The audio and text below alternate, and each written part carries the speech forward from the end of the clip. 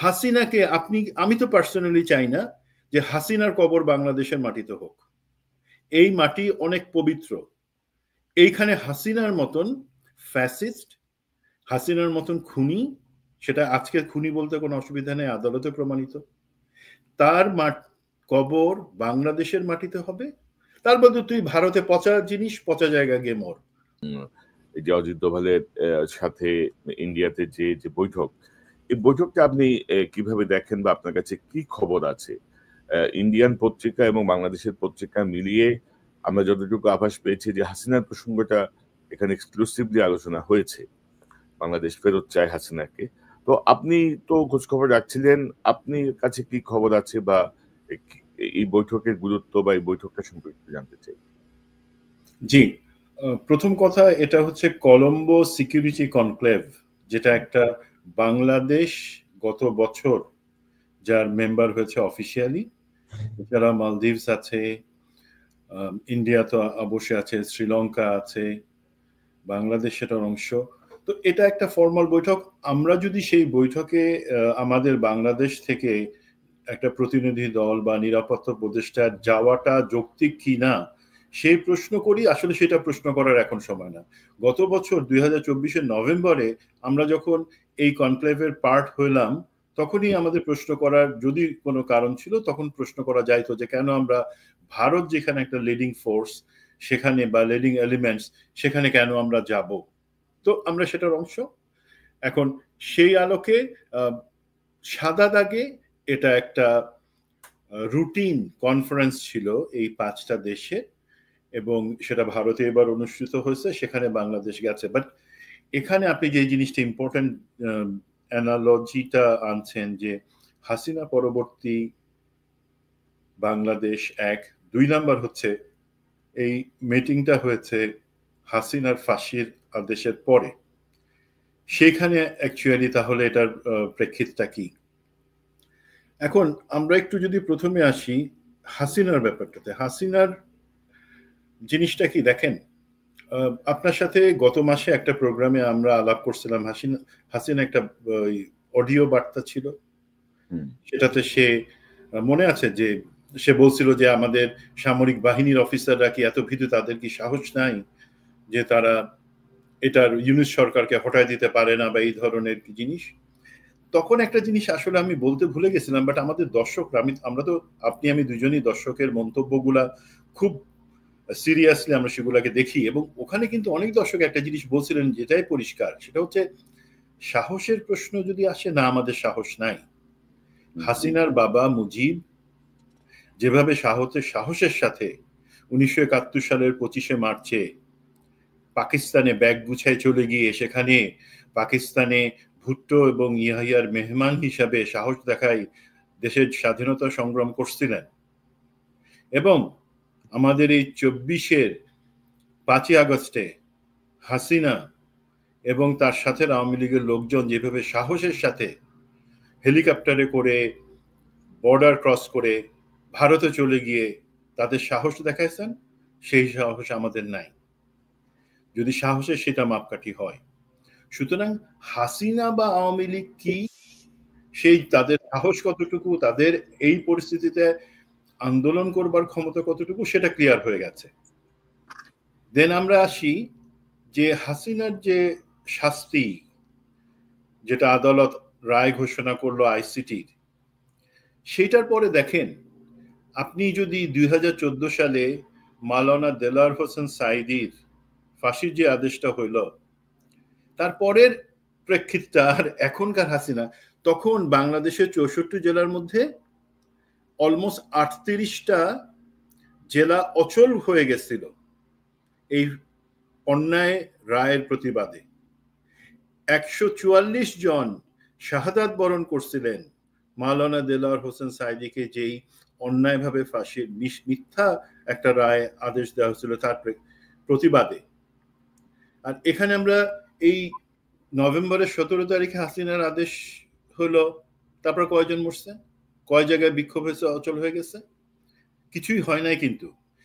So this is something very important. সেটা শুধু আমি আপনি না, বা বাংলাদেশের জনগণ না, ভারতও কিন্তু সেই জিনিসটা নিবিড়ভাবে পর্যবেক্ষণ করতেছে এবং তারা আমার বিশ্বাস রিয়েলাইজ করতে পারছে যে হাসিনা বাংলাদেশের জনগণে তারা যেভাবে বা হাসিনাকেই শুধুমাত্র সাপোর্ট করে গেছে সেই জায়গায় আর কোনো কিছু আগাবে না। হাসিনা এখন বাংলাদেশের ক্ষেত্রে কোনো ফ্যাক্টর না, আওয়ামী লীগ কোনো ফ্যাক্টর না। এই পরিস্থিতিতে যখন এই ইনভিটেশনটা আসে এই কলম্বো সিকিউরিটি কনক্লেভে যোগদানের জন্য, মোটামুটি আমরা সবাই ধরে নিয়েছিলাম এবং আমার সাথে সংশ্লিষ্ট যেই মন্ত্রণালয় বা যারা ডেলিগেশন তাদের সাথে যে কথা হয়েছে তারা বলছিলেন যে ওনারা সিরিয়াসলি চিন্তা করতেছেন না ওখানে জয়েন করবার জন্য। বাট প্রফেসর ইউনুস আমি যতদূর জানি উনি নিজ থেকে বললেন যে আমাদের তো এখন এঙ্গেজড হওয়ার, আমাদের যে বার্তা সেটা সুস্পষ্টভাবে ভারতের কাছে পৌঁছায় দেওয়ার জন্য এটাই সময়, 1 নাম্বার। 2 নাম্বার হচ্ছে এটা একটা কনফারেন্স, আমরা তো ডিপ্লোম্যাটিক হিসাবে ধরেন ভারতের সাথে আমাদের কূটনৈতিক সম্পর্ক ছিন্ন করি নাই। ভারতের সাথে আমার আপনার যেই জায়গাটা অবস্থান সেটা বাংলাদেশের সবাই যে আমরা প্রতিবেশী হিসেবে থাকবো সম্মানের সাথে, সমতার ভিত্তিতে। তুমি আমার জন্য থ্রেট পোস্ট করবা, সাহস করবা না, আমিও তোমার জন্য কোনো সমস্যা তৈরি করব না। এই বার্তাটা যেহেতু আছে সেখানে তখন সিদ্ধান্ত হয় যে ঠিক আছে ডক্টর খলিলুর রহমানের নেতৃত্বে জয়েন করবে। এবং জয়েন করার পরে যথারীতি উনি ওনার আজকের যে ভাষণটা সেটা আপনারা শুনেছেন, সেখানে যেই জিনিসগুলো বলা হয়েছে যে বাংলাদেশ কারো ইশারায় চলবে না, 1 নাম্বার পয়েন্ট। 2 নাম্বার বলা হয়েছে যে আমাদের উপর অযাচিতভাবে মিডিয়া আক্রমণ চলছে এবং এই যে ভারত মহাসাগরীয় বা বঙ্গোপসাগরের নিচে যে অঞ্চলটা আছে এই ঘিরে যে দেশগুলা তাদের মধ্যে সিকিউরিটি কোঅপারেশনের গুরুত্বপূর্ণ, সেটা একটা এক্সপেক্টেড। এর বাদে যেটা হয়েছে, যেটা নিয়ে পাবলিক কিউরিসিটি এবং কনসার্ন, হ্যাঁ ভারতের এনএসএ অজিত দোভালের সাথে আমাদের এনএসএ ডক্টর খলিলুর রহমানের একটা সাইডলাইন বৈঠক হয়েছে। এটা সত্যি, এটা অস্বীকার করবার কিছু নাই। এবং ওনারা যাবার আগে আমার সাথে যতটুকু কথা হয়েছে সেই থেকে আমি একটা ধারণা পাচ্ছিলাম যে ওনারা আসলে একটা টাফ স্ট্যান্স নেবেন, যেহেতু ওনারা সম্ভবত একটা প্রেস ব্রিফ করে ওনাদের অবস্থানটা এবং কি হচ্ছে সেটা পরিষ্কার করবেন। বাট আমি যতটুকু ধারণা করতে পারি সেটা হচ্ছে হাসিনা পরবর্তী বাংলাদেশ কি সেই জিনিসটা আমাদের পক্ষ থেকে পরিষ্কারভাবে বলে দেওয়া হয়েছে যে হাসিনাকে তোমরা প্রত্যাবর্তন করো, এক্সট্রাডিশন ট্রিটি যেটা আছে সে অনুযায়ী সেটা এক্সপেক্টেড, যদি না করো সেজন্য আমরা তোমাদের কাছে কান্নাকাটি করবো না। বাট লুজার হবা ভারত, তোমরাই লুজার হবা। সেটা হচ্ছে কি আমাদের সাথে তোমাদের যে অমীমাংসিত জিনিস আছে সেখানে আমাদের তোমাদের কাছে চাওয়ার তেমন কিছু নাই, আমরা এখন নিজেদের মতে চলতে পারবো ইনশাল্লাহ। তুমি যদি চাও সেই অমীমাংসিত জিনিসগুলো সমাধানের জন্য দেন তোমাকেই হিসাব করতে হবে যে তুমি কাকে ছাড়বা কাকে ধরবা। এবং আপনার একটা প্রোগ্রাম আপনি বলেছেন যে ভারত সম্ভবত সমঝোতার দিকে আগাচ্ছে এই জায়গাটাতে, সেটা কারেক্ট। অ্যাকচুয়ালি আপনার অ্যাসেসমেন্ট যেটা ছিল সেটা আমি বলবো more or less very much correct. কারণ কি আমি যেটা শুনেছি সেটা হচ্ছে ভারতের দিক থেকে কিন্তু তাদের সুরটা অত্যন্ত নরম ছিল এবং হুমকির বদলে তারা জানতে চাইছিল যে ঠিক আছে আমরা যদি সম্পর্ক উন্নয়ন করতে চাই, মনে রাখেন ভারত যে ট্রানজিট হাসিনার কাছ থেকে বিনা পয়সায় পাইছিল, যেই একটা ইকোনমিক জোন পাইছিল, বিদ্যুৎ জ্বালানি প্রতি ক্ষেত্রে তাদের যেই ব্যবসা ছিল সেই জিনিসগুলো কিন্তু বর্তমান সরকার স্থগিত করে রাখছেন। তো সেই পয়েন্টে তারা জানতে যাচ্ছিল সেগুলো আগানোর জন্য আমাদের দিক থেকে আর কি আছে। তা আমাদের পক্ষ থেকে সম্ভবত বলা হচ্ছে যে আমরা চাই সমতা এবং তোমরা এই যাদেরকে আশ্রয় দিয়ে রাখছো এইভাবে জিনিসটা চিন্তা করো যে আমরা সিকিউরিটি থ্রেটের ব্যাপারে আলাপ করছি ন্যাশনাল সিকিউরিটি অ্যাডভাইজারদের মিটিংয়ে। আমাদের বাংলাদেশের জন্য সিকিউরিটি থ্রেট কি? হাসিনা ওইখানে বসে মুখ খুললে পরে যে বক্তব্য রাখতেছে তার লোকদের দিয়ে যে আমাদের মধ্যে অশান্তি তৈরির চেষ্টা করতেছে, সেটা কি তোমরা মনে করো না যে আমাদের জন্য সিকিউরিটি থ্রেট? তো সেই জিনিসে ভারত, আমি যতদূর বিশ্বাস করি এবং আশা রাখি, ভারত আস্তে আস্তে অ্যাকচুয়ালি এই যেই পালাই গেছে যে বীর সৈনিকরা পতিত হাসিনার সাথে সাথে আওয়ামী লীগের, তাদের বেশ কিছুকে আস্তে আস্তে পুশব্যাক করে বাংলাদেশে পাঠায় দিবে, এটা আমরা আশা করতে পারি। এবং পুরা জিনিসটা, এবং আমি আশা করি না যে হাসিনার এক্সট্রাডিশনটা এই সরকারের আমলে হবে, পরবর্তীতে নির্বাচিত সরকার আসলে হবে। বাট আমাকে যদি কোনো ভাই আপনি পার্সোনালি জিজ্ঞাসা করেন, Hasina is a dead horse now. ওর ব্যাপারটা নিয়ে আমরা, ও শুধু ওর না বাকি সবার বিচারটা আমরা নিশ্চিত করতে চাই। বাট একই সাথে কিন্তু হাসিনা হইলে আমাদের চলবে, ও না আসলে চলবে না, এমন কোনো জিনিস হওয়া উচিত না। হাসিনাকে আমি তো পার্সোনালি চাই না যে হাসিনার কবর বাংলাদেশের মাটিতে হোক। এই মাটি অনেক পবিত্র। এইখানে হাসিনার মতন ফ্যাসিস্ট, হাসিনার মতন খুনি, সেটা আজকে খুনি বলতে কোনো অসুবিধা নেই, আদালতে প্রমাণিত, তার কবর বাংলাদেশের মাটিতে হবে।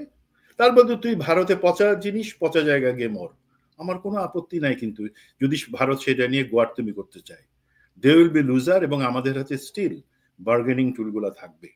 তো সেই প্রেক্ষিতে আমি মনে করব নিরাপত্তা সংশ্লিষ্ট কনক্লেভে বাংলাদেশে সংযুক্ত হওয়াটা সরকারের সিদ্ধান্ত, পরবর্তী সরকার সেটা ডিসিশন নিবে এবং সম্ভবত সেখানে যুক্তই থাকবে। বাট সাইডলাইনে যে বৈঠকটা হয়েছে, আমি ধরেন আপনার প্রোগ্রামে ডক্টর খলিলের অনেক কাজের অনেক সমালোচনা করছি, বাট এই পয়েন্টটাতে আমি যেহেতু মোটামুটি নিশ্চিত এই লাইনেই আলাপগুলো হয়েছে, আমি আশা করব আপনারা যেভাবে জিনিসটাতে শক্ত অবস্থানে আছেন সেটাই বজায় রাখেন। তাহলে পরবর্তী নির্বাচিত সরকার আসলে পরে তারা কিন্তু সেইখান থেকে আবার শুরু করতে পারবে, রিভার্স হওয়ার সুযোগ তাদের খুব কম থাকবে। তো আমি আমি আপনার লিখিতের সঙ্গে একমত যে ধরেন আমাদের তো আসলে মানে আমরা তো আসলে কারোর পক্ষে বা বিপক্ষে না। যখন যেখানে আগে থেকে মনে হয় যে একটা চাপ সৃষ্টি করে রাখা প্রয়োজন বৃহত্তর স্বার্থে, মানে যারা আলোচনায় যাচ্ছেন, কাজে যাচ্ছেন, তারা যেন প্রপার লাইনে থাকেন, এই জন্য তাদেরকে লাইনে রাখার জন্য মাঝে মধ্যে কিছু চাপ সৃষ্টি করতে হয়, কিছু কাজের সমালোচনা করতে হয়। এটা বলতে হয় যে আমাদের যে একটা আমরা যে খুব গভীর দৃষ্টিতে পর্যবেক্ষণে রেখেছি সবকিছু, এই বিষয়গুলো সামনে না আনলে হয় কি অনেক কিছুই হয় না, মানে অনেকেই অনেক রকম অ্যাক্ট করার চেষ্টা করেন। তো সেই জায়গাটায় ভালো, এবং আমি মনে করি যে ভারত যদি বোঝে তাহলে তারা এটা বুঝবে যে পলিটিক্যাল গভর্নমেন্টের চেয়ে এই গভর্নমেন্টের সাথে যদি একটা নেগোশিয়েট করে তারা যদি তাদের কিছু স্বার্থ উদ্ধার করে নিতে পারে হাসিনার বিনিময়ে, তাহলে বেটার। নাইলে পলিটিক্যাল গভর্নমেন্ট যদি আসে তাহলে তারা সেটা পাবে না। মানে জি জি, এখন আর বড় কথা হলো এখানে তো লুকাছাপা কিছু হইতেছে না। আমি এটাও অ্যাপ্রিসিয়েট করি যে লুকায় কেউ দিল্লিতে গিয়ে দেখা করলো, অথবা এখানে এসে লুকায় দেখা করলো। আমাদের বর্ডারে যেমন লালমনিরহাটে কারো কোথাও যাওয়া এবং সেখানে লুকায় কেউ কারোর সাথে দেখা করছে কিনা গত 2-3 মাস আগে, সেটা নিয়ে কিন্তু বড় একটা গুঞ্জন আছে। লুকায় কিছু হবে না, যা করেন জনগণের কাছে পরিষ্কারভাবে করেন, জনগণকে জানতে দেন, জনগণের সমর্থন আপনারা পাবেন। মূল বিষয়টা কি, মূল বিষয়টা হচ্ছে ভাই, ভারতকে তো আমরা পাল্টাইতে পারবো না, মানে আমাদের প্রতিবেশী তো আমরা চেঞ্জ করতে পারবো না যে না আমরা এখন ভারতের পাশে থাকবো না, আমরা এখন আমেরিকার পাশে চলে যাব, আমরা এখন সৌদি আরবের পাশে চলে যাব, আমাদের প্রতিবেশী হবে, সেটা তো সম্ভব না। সো যতটুকু সম্ভব, অর্থাৎ যে কথাটা যে আপনি আমার অভ্যন্তরীণ বিষয়ে নাক গলাবেন না, মাতবরি করবেন না, আপনি দাদাগিরি করবেন না, আপনি মানে প্রতিবেশীর মতো থাকেন। হাসিনার যেই সুবিধা দিছে আপনাদেরকে ওইটা শেষ, ওই চ্যাপ্টার ওভার, শেষ, ওইটা বুঝতে হবে।